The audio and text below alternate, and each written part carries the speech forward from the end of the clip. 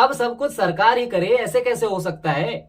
अगर तुम बच्चे पैदा कर रहे हो और बीच प्रोसेस में ही सरकार आपके दरवाजे पर दस्तक दे दे कि नहीं नहीं, ज्यादा बच्चे पैदा नहीं करना भाई, ज्यादा बच्चा पैदा करना तुम्हारे औकात और देश के औकात के बाहर हो जाएगा, क्योंकि ना तो तुम संभाल पाओगे और ना हम नौकरी दे पाएंगे, हैं? ऊपर से धरती पर बोझ बढ़ेगा वो अलग। तो सरकार ऐसा नहीं करेगी ना कि भैया बीच प्रोसेस में आके तुमको टोक दे, नहीं, तुमको खुद समझना पड़ेगा। तुम अपने और सरकार और इस धरती, इन तीनों पर खुद बोझ बढ़ा रहे हो, जिसका भुगतान तुमको खुद करना पड़ेगा। अब उसका भुगतान तुम चाहे अपने हेल्थ के जरिए करो या फिर अपने पैसों के जरिए, भुगतान तो तुमको ही करना पड़ेगा। इसी के वजह से आज के समय में हमारे समाज में जितने भी कांड हो रहे हैं ना, तुम सब भुगत रहे हो, लेकिन तुमको भनक तक नहीं है। तो कैसे वो समझो, जब तुम अपने आसपास कचरा करोगे तो तकलीफ किसको होगी, नुकसान किसको होगा, खुशबू कौन सूंघेगा? सरकार? अजी घंटा। अरे जब कचरा तुम ही करोगे तो तुमको ही खुशबू आएगी ना, है? फिर घर पे बैठे बैठे सूंघते रहना कि हाँ कड़क माल है, नहीं? उसके बाद देश भर के मच्छर पैदा होंगे, फिर हर आधी रात में वो अपना इंजेक्शन तुम्हारे पिछवाड़े में डालेंगे,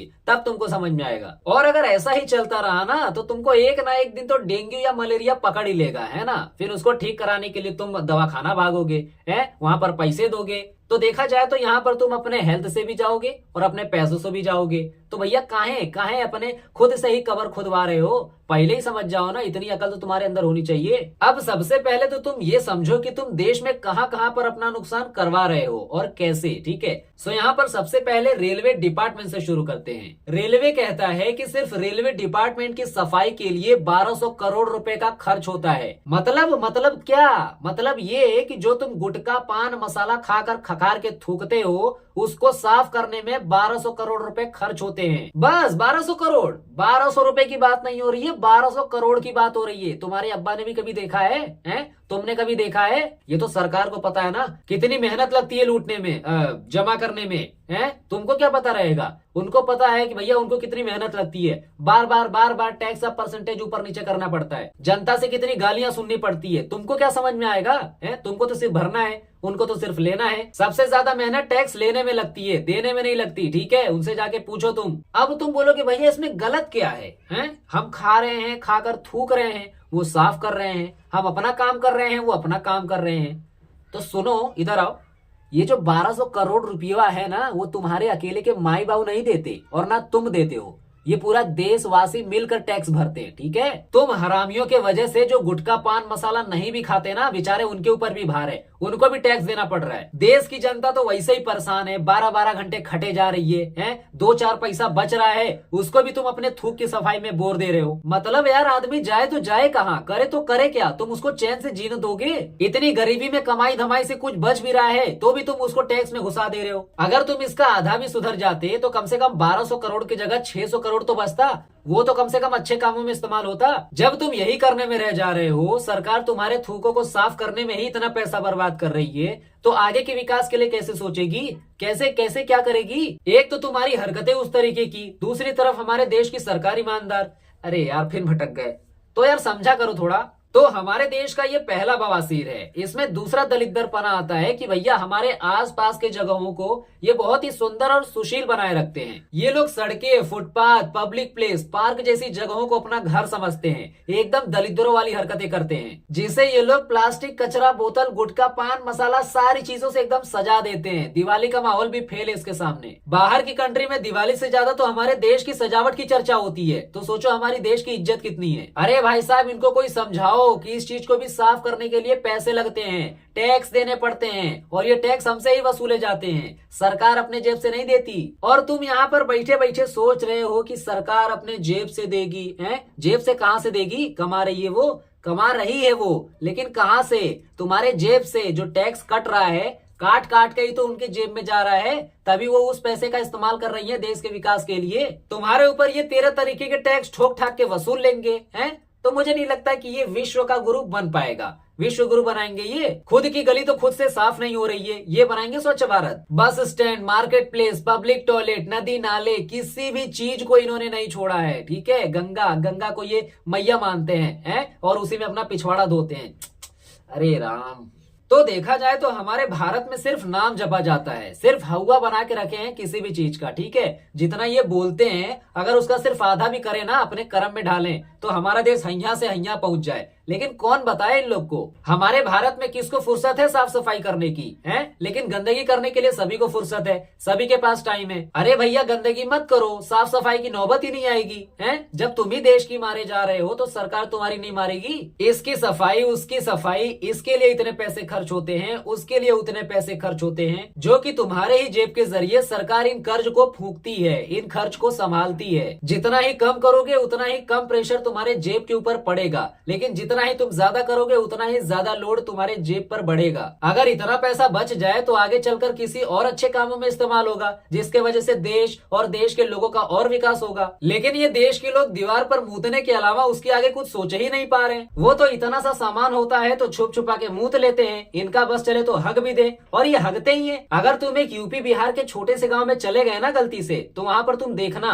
रोड को साइड साइड से ये डेकोरेट कर देते हैं। अगर कोई 4 व्हीलर गलती से उस रास्ते से गुजर गई ना, तो भैया उसकी खुशबू ड्राइवर के मंजिल तक जाएगी। यार ये इतने जाहिल लोग होते हैं कि मतलब यार ये अपने गांव तक को साफ नहीं रखते हैं। ये तो इनकी सोच एकदम दलिद्रों जैसी। अरे यार तुम आ रहे हो उसी रास्ते से जा रहे हो, कम से कम उसको तो साफ रखो। इनको कितना ही समझा लो लेकिन ये दलिद्रों वाली ही हरकतें करेंगे, इनके भेजे में ये बातें घुसती नहीं है। और अगर तुम इस दलिद्रपना को नहीं रोकोगे तो भैया ये आगे चलकर और बढ़ेगा, जिसके वजह से इसकी सफाई के लिए सरकार और लोगों को हायर करेगी, नए नए मशीनों को खरीदेगी, नए नए इक्विपमेंट को खरीदेगी, जिसके लिए और पैसा लगेगा, जिसके वजह से वो पैसा सरकार देगी। लेकिन कहां से देगी, कैसे देगी? अपने जेब से निकाल के थोड़ी दे देगी हैं? उसके लिए भी वो तुमको ही मोहरा बनाएगी। सरकार अलग अलग 13 तरीके के टैक्स लेकर काम करवाएगी हैं। जब ज्यादा सफाई कर्मी जुड़ेंगे, नई नई मशीनें लगेंगी, तो भैया ज्यादा पैसा भी तो लगेगा, जो कि सरकार ज्यादा टैक्स के माध्यम से आपके जरिए वसूलेगी। तो परेशानी घूम फिर के तुम्हारी झोली में ही आ रही है ना, तो पहले से ही काहे नहीं समझ जा रहे हो? ताकि महंगाई तुम्हारे औकात में रहे, जिसके वजह से तुम हर एक चीज को मेंटेन करके चल सको, ठीक है? नहीं तो फिर घर परिवार को चलाना मुश्किल हो जाएगा। अब यहाँ पर आप एक बात समझो कि भारत में क्यों नियम तोड़ने को शान समझा जाता है। इसमें सबसे पहला कारण आता है कि हमारे भारत देश में जुगाड़ को समझदारी माना जाता है, और जो नियम कानून से चलता है, नियम का पालन करता है, उसको बकचोद समझा जाता है। लेकिन कैसे, इसको समझो। बोलेंगे और भाई नियम मानकर कौन सा नोबेल प्राइज मिल जाएगा? तेरे भाई को देख, जुगाड़ बिठाकर 5 मिनट में अपना काम निकलवा लिया, तू खड़े रहे घंटा भर तक लाइन में। मतलब यहाँ पर नियम मानने वाले को घनचक्कर और नियम तोड़ने वाले को तेज तर्रा समझा जाता है, ठीक है? और इन्हीं लोगों की हमारे भारत समाज में इज्जत भी होती है। लेकिन बाहर देश में इसी जुगाड़ को, ऐसे ही दिमाग वाले को अनपढ़ समझा जाता है, ठीक है? इनकी और सरकार की इज्जत सिर्फ भारत में ही है, वो भी आधी अधूरी। जिस दिन ये नियम फॉलो करने वालों के हत्थे चढ़ गए ना, उस दिन ये इनकी चमड़ी उधेड़ देंगे। ये पागल है क्या जो लाइनों में खड़े रहते हैं, नियम को फॉलो करते हैं? इसका दूसरा कारण है सजा का डर नहीं होता। मतलब कानून तो है लेकिन उसका लागू होना कमजोर है। यहाँ पर 90% मामलों में बिना हेलमेट के चलोगे तो कोई नहीं पूछेगा, रेड लाइट क्रॉस कर दोगे तो कोई नहीं पकड़ेगा, कहीं भी कचरा फेंक दोगे तो कहीं कोई नहीं रोकेगा, ऑनलाइन फॉर्म गलत भर देंगे तो कहीं कोई नहीं पूछेगा। अरे जब डर ही नहीं है तो इस नियम की लोग इज्जत ही क्या करेंगे? बस बनाकर नियम बैठ गए हैं। दूसरे देशों में सजा पक्की है इसलिए लोग डरते हैं, लेकिन हमारे यहाँ सजा सिर्फ किताबों में है इसलिए लोग हंसते हैं, इसलिए लोग मजबूत बनते हैं। इसका तीसरा कारण ये है कि हमारे भारत में बच्चों को बचपन से ही गलत सीख दी जाती है। बच्चे सुनते हैं कि बेटा अगर पुलिस आए तो बोलना मैं घर पर नहीं हूँ, ये रास्ता गलत है लेकिन जल्दी पहुंचाता है। अगर तुम स्कूल में पकड़ा जाओ तो ये बहाना बनाकर डाल देना। ये सारी चीजें वो सुनते हैं। मतलब झूठ प्लस नियम तोड़ना इज इक्वल्स टू स्मार्टनेस। यही बच्चे बड़े होकर आगे चलकर इसी फॉर्मूले का इस्तेमाल करते हैं और समाज को बिगाड़ते हैं, ठीक है? फिर आगे चलकर अगर कोई अच्छा इंसान इनको मिल जाता है, बोलता है कि भैया ये गलत है ये सही है, तो ये उल्टा उनके ऊपर ही चढ़ते हैं, उनको ही सुनाते हैं। इसका चौथा कारण ये है कि हमारे देश में लोग ये सोचते हैं कि भैया यहाँ पर नियम तो दूसरों के लिए है, मेरे लिए कुछ है ही नहीं। ये भारत का सबसे बड़ा रोग है, समझो इस चीज को। यहाँ पर ज्यादातर लोग को पता है कि भैया कचरा नहीं फैलाना चाहिए, लेकिन एक छोटा सा रैपर फेंकने से क्या ही हो जाएगा? नियम तोड़ना गलत है पर आज जल्दी में हूँ तो इतना तो चलता ही है? हेलमेट जरूरी है पर नजदीक ही तो जाना है चाय बिस्कुट लेने हैं। मामू अगर भेटाएगा तो बोल दूंगा कि तेरी लोकल का हूँ, 2 गली छोड़ के तीसरी गली में मेरी खोली आती है। क्यों? ये नहीं कि सब लाइनों में खड़े हैं, मैं वीआईपी हूँ, अलग सा मेरे लिए ट्रीटमेंट होगा, मैं कहीं भी बीच में घुसकर अपना काम कर लूंगा। भैया ये रूल्स एंड रेगुलेशन सरकारों के लिए भी होता है, बड़े बड़े अधिकारियों के लिए भी होता है, ठीक है? ये नहीं कि सिर्फ अपनी आईडी दिखाकर, अपने पोस्ट दिखाकर अपना काम झटके पटके में करवा ले। ठीक है, अगर तुमको भरोसा नहीं होता दुबई के प्रिंस को ही देख लो, रेड लाइट पर भी उसकी गाड़ी रुकती है। लेकिन नहीं, यहाँ पर लोग अपने आप को एक्सेप्शन समझते हैं। देश 140 करोड़ का एक्सेप्शन वाला बन चुका है। इसका पांचवा कारण ये है कि हमारे समाज में नियम तोड़ने वाले को हीरो बनाया जाता है। लेकिन वो कैसे, इसको समझो। अब फिल्मों में कूल कौन दिखता है? जो नियम को तोड़ता है, यानी हीरो, है ना।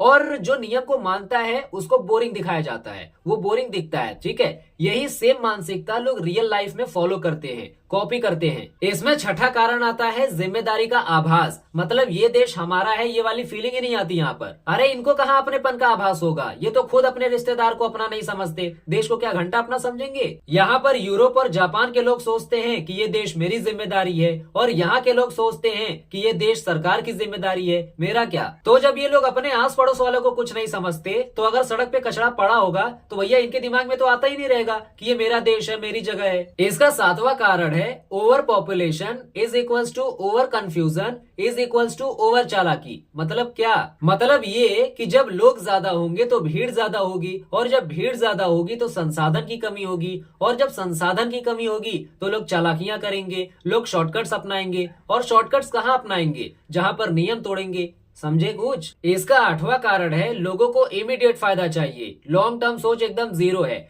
मतलब भारत की जो नॉर्मल थिंकिंग है, नॉर्मल सोच है, लोगों को जो चाहिए अभी चाहिए, बाद में जो होगा देखा जाएगा। यहाँ पर नियम तोड़ना इज इक्वल्स टू 5 मिनट की सुविधा, ये बराबर है जनता को दशकों तक तकलीफ देना। मतलब जब लोग नियम तोड़ते हैं तो उनको उस वक्त के लिए थोड़ी सी सुविधा मिलती है, सिर्फ कुछ मिनट के लिए, लेकिन उस छोटे से काम का खराब असर पूरे समाज को कई सालों तक झेलना पड़ता है। ठीक है, तुम्हारा एक छोटा सा नियम तोड़ना देश को बड़े नुकसान करने के बराबर होता है। ठीक है, इसलिए हमारे देश की जो जनता है, जो बच्चे हैं, वो अपनी पीढ़ियों को देख देख के उनकी जैसे ही हरकतें करते जा रहे हैं। हमारे पीढ़ियों का भी दिमाग उस तरीके से है, जिस तरीके से वो बोलते हैं वो करते हैं, उसी तरीके से हम भी बोलते हैं हम भी करते हैं। इसलिए हमारा देश आगे और पीछे है। कितना आगे पीछे है वो दूसरे देश से देख लेना। अगर यकीन नहीं होता ना, तुम चाइना, यूरोप, जापान हर जगह से अपने आप को मिला के देख लेना, तुम कहां पर हो तुमको पता चल जाएगा। इसका 9वां कारण ये है कि जवाबदारी का कोई कल्चर ही नहीं है। मतलब आज अगर हमारे समाज में कोई गलत काम करता है तो अगला भी सोचकर यही करेगा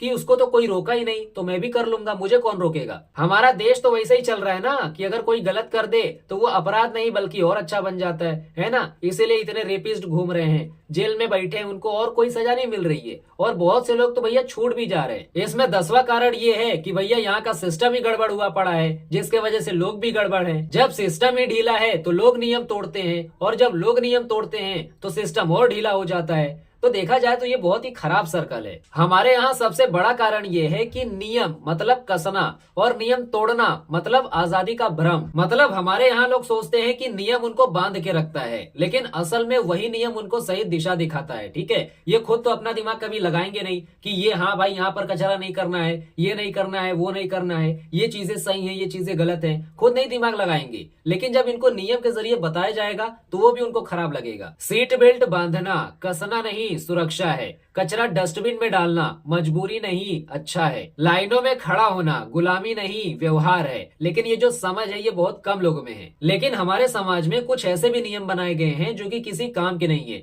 वो सिर्फ ऊपर वालों को फायदा पहुंचाने के लिए बनाए गए हैं। तो ये नियम उस इंसान पे भी डिपेंड करता है किसने इसे बनाया है और उसका मकसद क्या है। अगर मकसद सही है तब तो फायदेमंद है, अगर सही नहीं है तब तो देश की जनता बेकार है फिर। सो आई होप आपको ये सारी चीजें एकदम अच्छे तरीके से समझ में आई होंगी। बाकी हमारा वीडियो यहाँ पर एंड होता है, फिर मिलते हैं हम नेक्स्ट वीडियो में। तब तक आप हंसते रहिए, खेलते रहिए और मुस्कुराते रहिए।